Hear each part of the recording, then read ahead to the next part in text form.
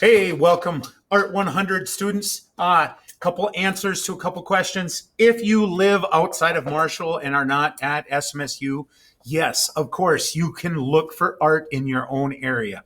And I would highly recommend that you do that. It's in a sense, it's advocacy for the region you live in. Find art in the area you live in. If you're in a rural area, you might want to go to the library. You might want to go to like the city building. Those places will have lots of art. Other places that you will find that have art will be banks and also anything that is like a school or something of that nature. They'll have some form of art as well. So those are things that you can look for. You may have a community that has a really good art history and that they have lots of art in their community. So those are, that's a bonus. You get to discover that. The book we're using is Living with Art, the 12th edition by, who is it by? Mark Getling. And what I've read so far, I've only gotten through the first couple, is pretty good. So I'm enjoying it. So I hope you will too. We are going to use it as an auxiliary. There's major lifts and weightlifting, and then there's auxiliary lifts. So we're going to use that as our auxiliary lift.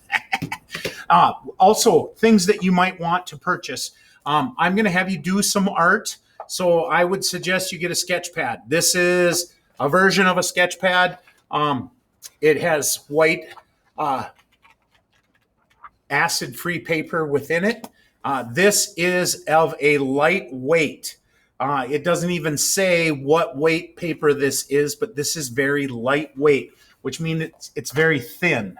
I would recommend if you can get your hand on this. This is the animal right here. This is the dog. And if you look over here, it's only got 60 sheets, but it's 98 pound. That means heavy paper. So when you grab a chunk of this paper, it's thick and heavy, and it's more. You can paint on it, you can draw on it, you can really get into it with your marker.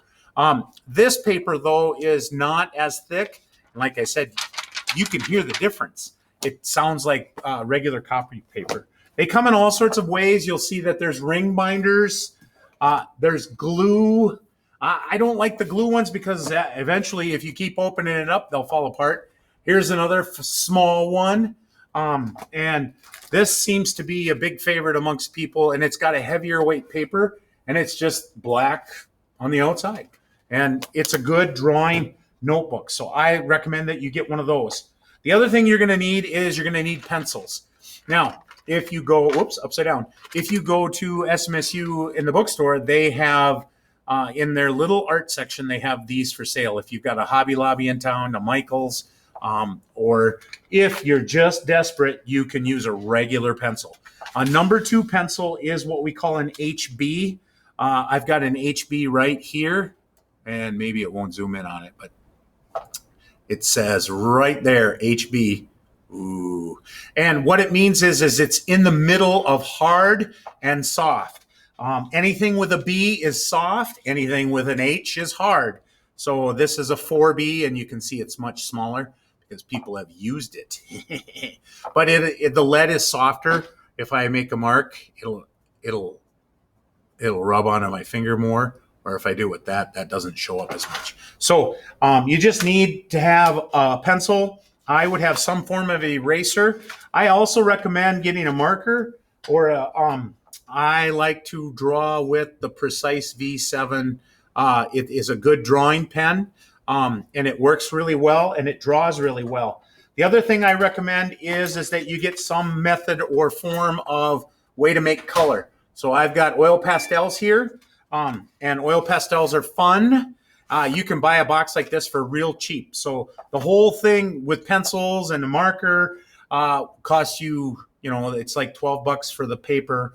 And then those are a little less than $5. And pencils are cheap. You can get them anywhere. So those are things you're going to need for class. So make sure you pick those up. We're going to be doing some art. All right. Hey, super excited. Hope you're finding your art. Have a good day.